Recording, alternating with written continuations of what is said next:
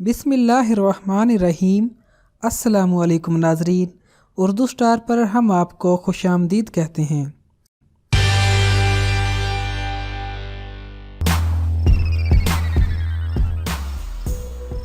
खसरा एक मुताद्दी मर्द है, ये भी एक वायरस के बाइस होता है। आम तौर पर कहा जाता है कि हर बच्चे की उम्र में एक बार ये बीमारी हो सकती है, मगर तिब्बी माहिरीन के मुताबिक एक से ज़ायद बार भी ये वायरस हमला आवर हो सकता है। इसमें जिल्द पर खारिश होती है और जिस्म पर सुर्खी के साथ साथ दाने भी नमूदार होते हैं। ख्याल रहे कि ये वायरस सांस के जरिए दाखिल हो सकता है। चुनाचे कहा जाता है कि घर में अगर बच्चे को खतरा हो तो दूसरे बच्चों को उससे हद्दुल अमकान हद तक दूर रखा जाए। बच्चे का तौलिया, बाथ टब, खाने के बर्तन वगैरह कुछ अरसा के लिए अलहदा रखे जाएं और उन्हें इस्तेमाल के बाद नीम गर्म पानी से धोकर खुश्क कर लिया जाए। खतरे की अलामत क्या हो सकती हैं? बुखार का होना, भूख की कमी, सर दर्द, जिस्मानी थकन और खारिश का बढ़ना इब्तदाई अलामत हैं। जाहिर है कि इन वजूहात से सेहत भी मुतासिर होती है। बेआरामी और नींद में खलल वाक़या होता है। बच्चों के माहिर डॉक्टर से फौरी तौर पर राब्ता कर लिया जाए तो बेहतर है,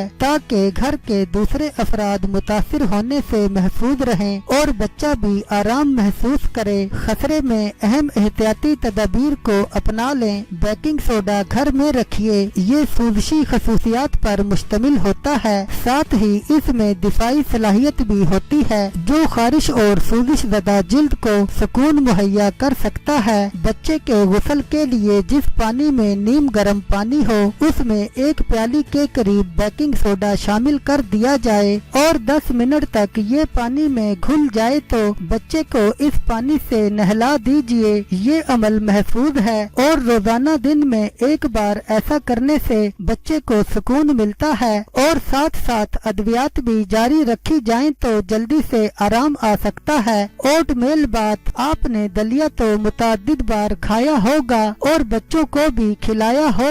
चिकन पॉक्स से निजात के लिए एक खाने के चम्मच ओटमील बारीक पीस कर एक गिलास गर्म पानी में भिगो दें। अब इस आमेजे को कपड़े की पोटली में डालकर सख्ती से गिरा लगा दें और बच्चे के गुस्ल के पानी में इस पोटली को डालकर 20 से 25 मिनट तक छोड़ दें। इसके असरात पानी में घुल जाएंगे। अब इस पानी से बच्चे को गुस्ल करा दें। ये एंटीसेप्टिक खसूसियात वाला पानी है, इसे रोजाना बनाएं और जब तक खतरा है इस्तेमाल करते रहें। कैमोमाइल चाय। कैमोमाइल पौधा तिब्बी खसूसियात का सरचश्मा माना जाता है। ये कुदरती एंटीबायोटिक, एंटी फिंगल, एंटीऑक्सीडेंट और एंटी बैक्टीरियल भी है। कैमोमाइल के पौधे के चंद पत्ते डंडी समेत पानी में उबाल लें। अगर ये पत्ते दस्तयाब न हो तो कैमोमाइल टी बैग्स बाजारों में आसानी से दस्तयाब हैं। आप इन्हें साफ सुथरे बर्तन में उबाल लें और इसे ठंडा कर लें। अब इस चाय में रुई को भिगोकर मुतासिरा जगहों पर लगाया जाए या गुस्ल के पानी में कैमोमाइल के चंद फूल शामिल करके उस पानी से भी नहाया जा सकता है। ये भी मुफीद तदबीर है।